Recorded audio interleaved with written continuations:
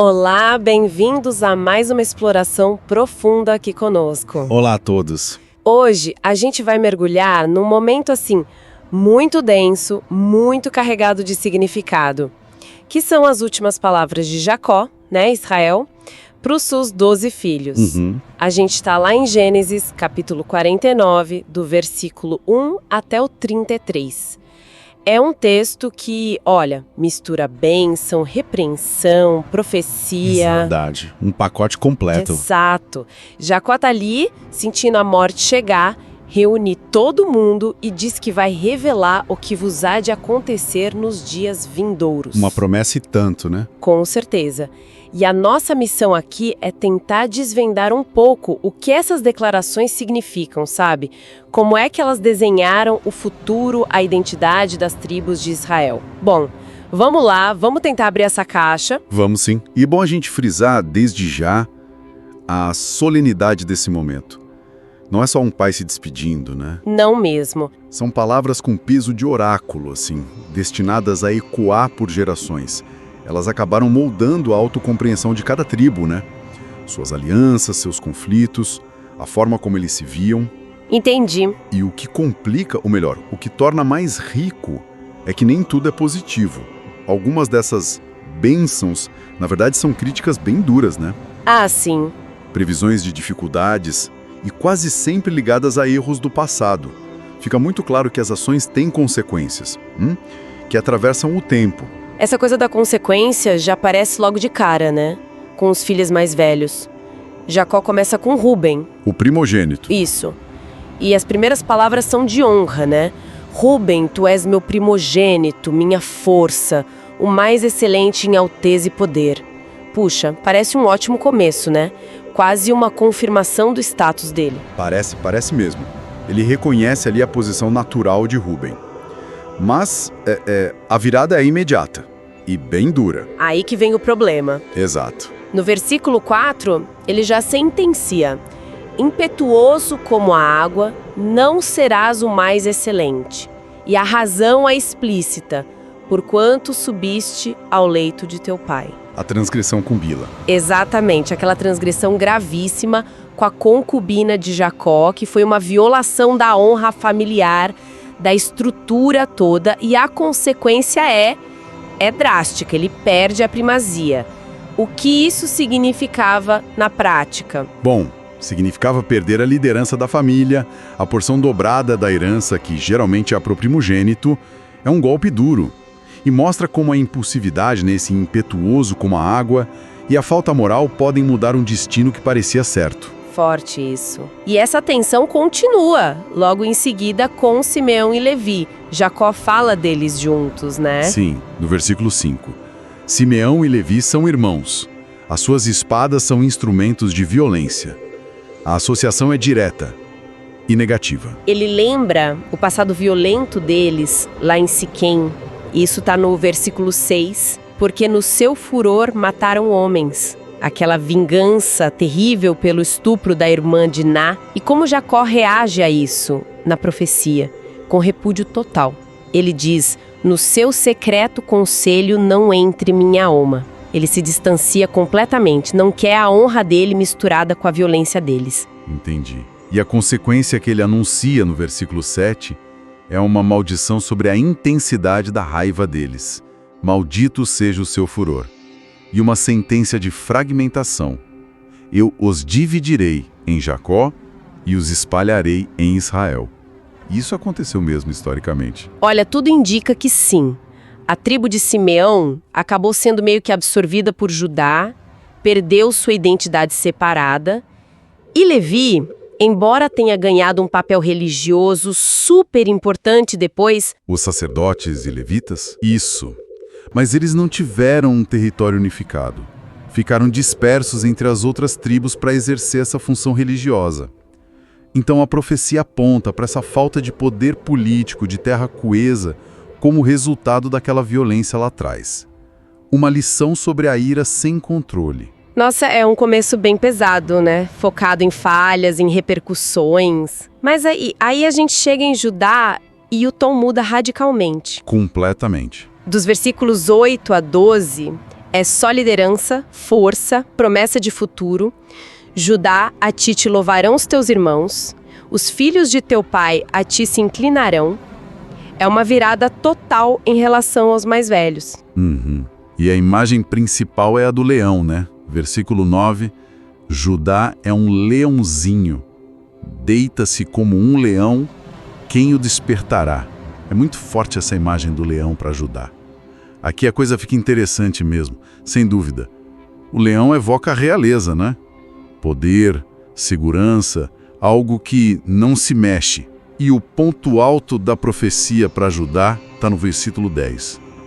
O cetro não se arredará de Judá, nem o legislador dentre seus pés, até que venha Siló, e a ele se congregarão os povos. Isso é o centro de tudo. O cetro, o símbolo da realeza. Exato. O cetro, o bastão de comando, Jacó está na prática passando a liderança da família e da futura nação para Judá, depois de ter, digamos, desqualificado os 3 primeiros. É uma reorganização do poder ali, na palavra. Exatamente. Uma reconfiguração estratégica. Judá se torna a linhagem real. E essa palavra Siló parece um nome, mas o que significa é meio enigmático. Essa é uma das palavras mais debatidas do texto todo. Siló é um mistério. As interpretações, olha, variam muito. Tipo o quê? Alguns acham que é um lugar, a cidade de Siló, que foi um centro religioso importante. Outros veem como um título tipo aquele a quem pertence o reino, ou aquele que traz paz. E, claro, tem toda uma tradição de interpretação messiânica, né?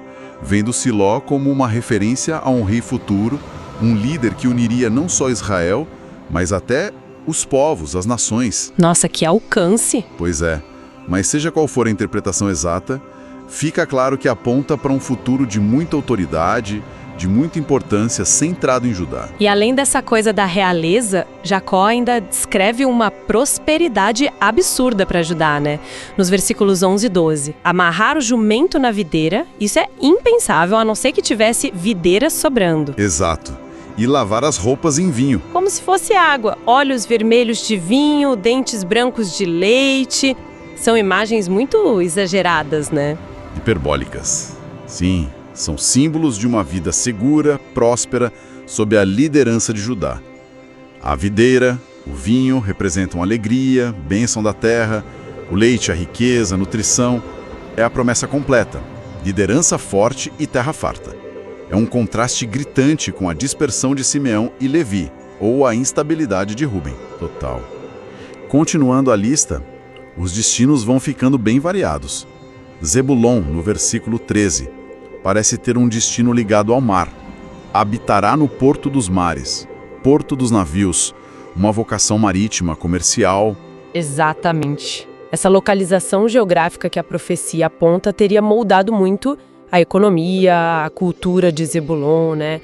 Ligada ali ao Mediterrâneo, às rotas fenícias. Uma tribo mais cosmopolita, talvez. E contrastando com o Zebulon, que olha para o mar, vem Issacar, nos versículos 14 e 15. Esse parece olhar para a terra, mas com uma imagem curiosa. Issacar é jumento de fortes ossos, deitado entre 2 fardos. E aí o texto diz que ele viu que o descanso era bom, a terra era boa, e por isso abaixou seu ombro para acarretar e serviu debaixo de tributo.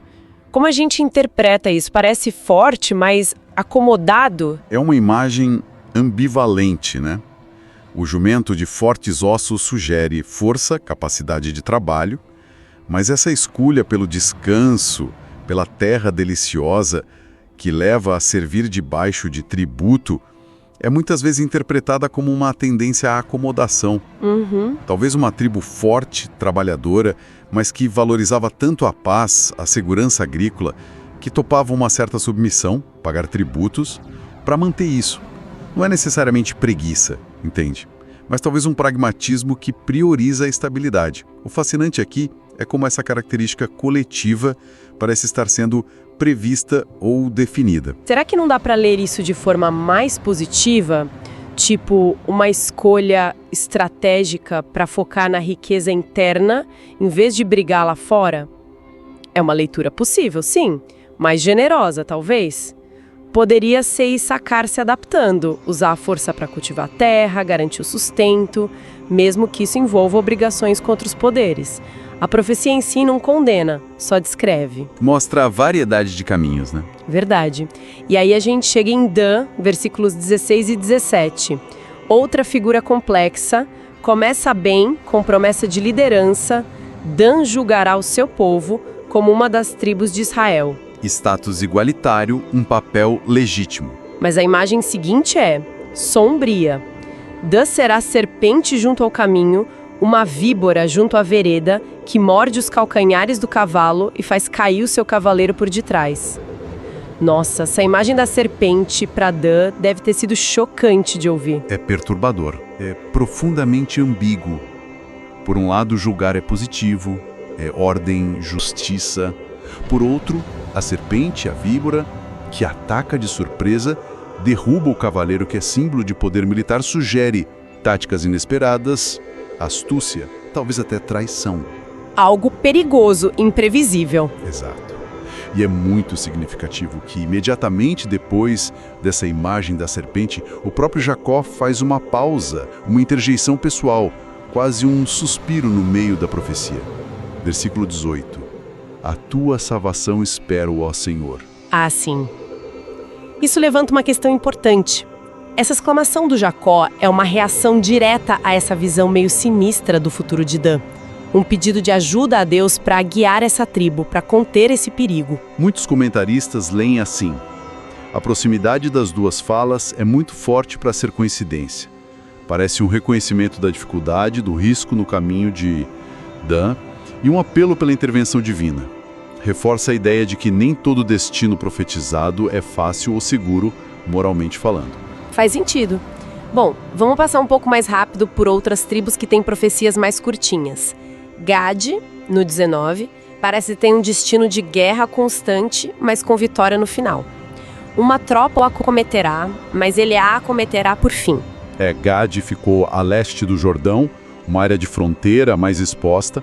A profecia reflete essa luta pela sobrevivência, mas com uma promessa de que eles prevaleceriam no fim.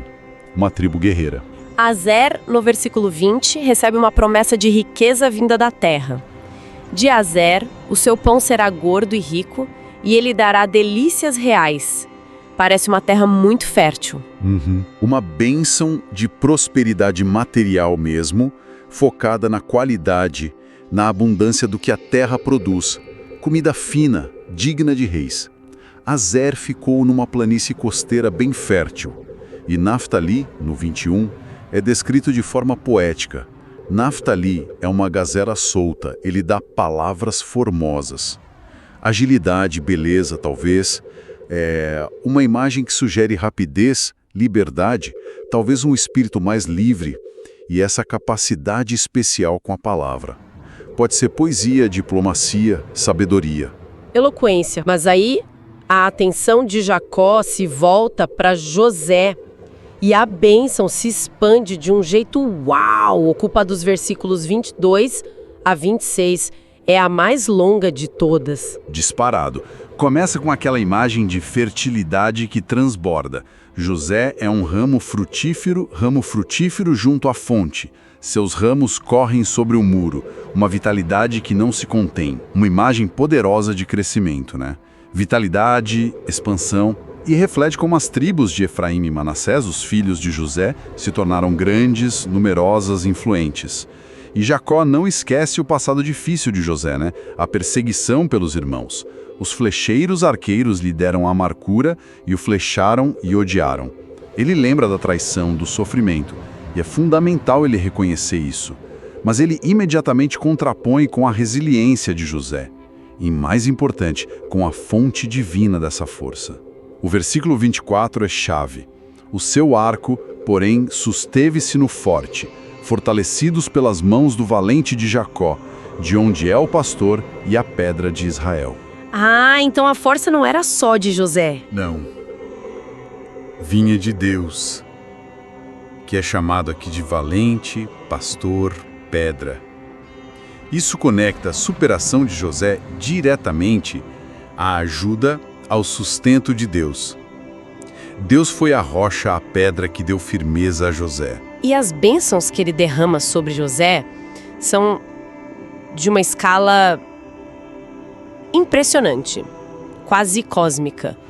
Versículos 25 e 26 falam de bênçãos dos céus de cima, do abismo que está debaixo, águas, fertilidade do solo, dos seios e da madre, fertilidade humana, animal.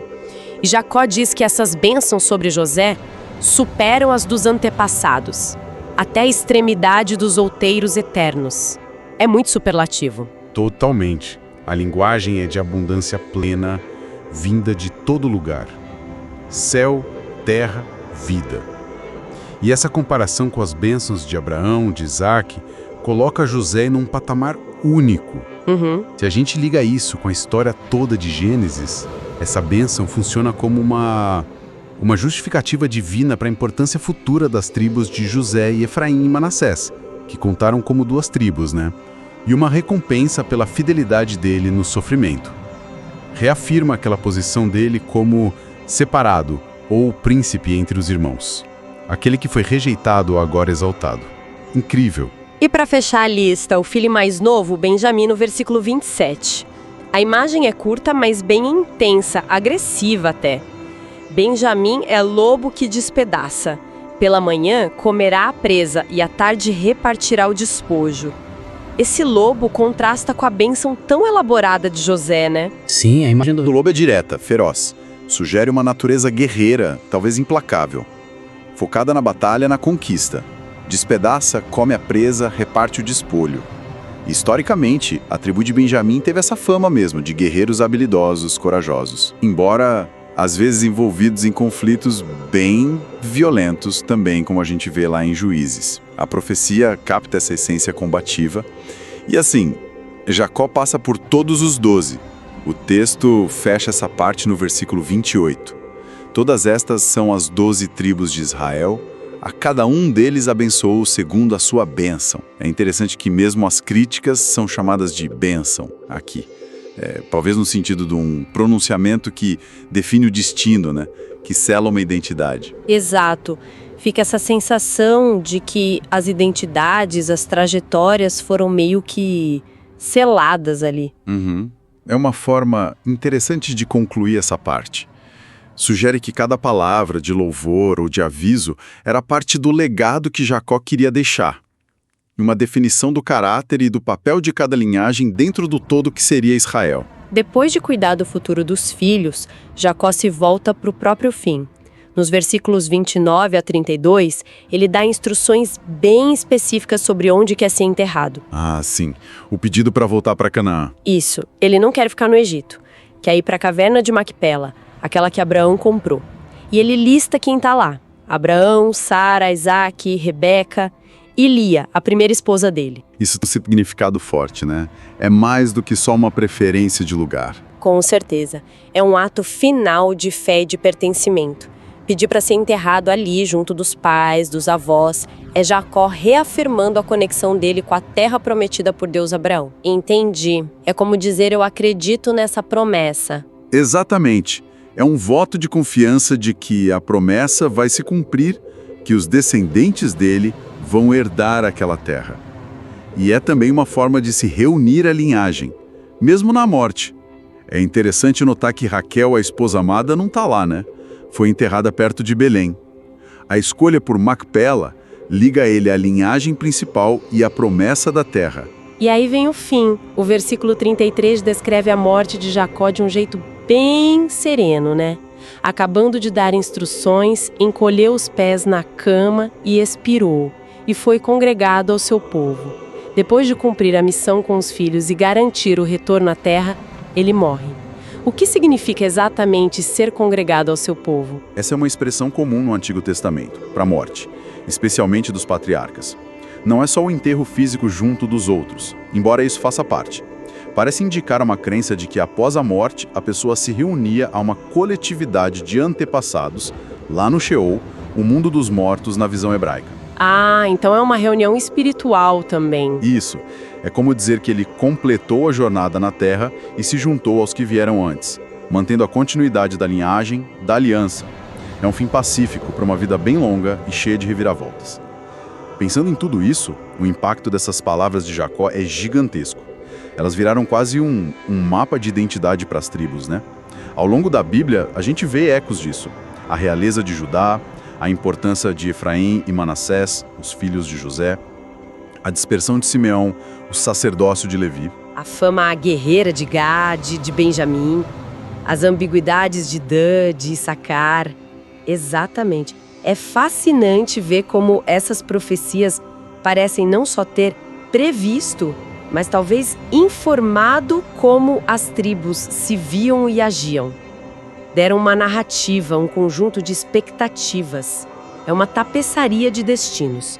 Uns elevados à liderança, outros à prosperidade, outros marcados por violência ou dispersão, outros com traços mais enigmáticos ou específicos. Mostra a complexidade dentro do próprio povo de Israel, desde o comecinho. O que nos leva a uma questão final, talvez, para quem nos ouve pensar um pouco. Sim. Aqui, de uma questão que vai além de só entender o texto, né? Que é? De que maneira esses pronunciamentos ancestrais, tão fortes, feitos num momento tão solene como a morte do patriarca, podem ter ativamente moldado o futuro? Não só previsto, mas ajudado a acontecer. É essa a questão. Será que influenciaram as escolhas, as alianças, a autoimagem? Até como as gerações seguintes leram suas próprias experiências?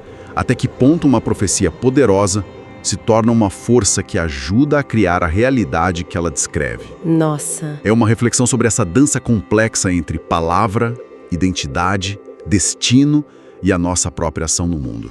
Uma coisa que continua bem relevante, né? Uma provocação e tanto para a gente fechar essa análise das últimas palavras de Jacó. Um texto fundamental que dá muito o que pensar. Obrigada por embarcar com a gente nessa viagem por Gênesis 49. Foi um prazer. Até a próxima.